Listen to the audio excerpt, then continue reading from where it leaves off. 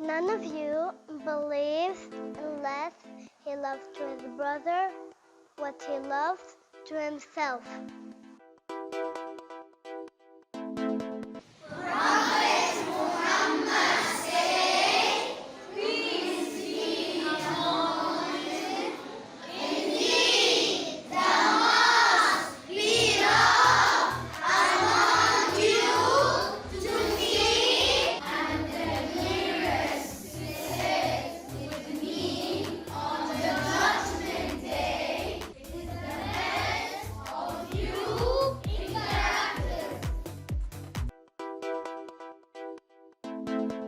Prophet Muhammad said, peace be upon him, indeed the most beloved among you and the nearest to sit with me on the judgment day, the best of you in character.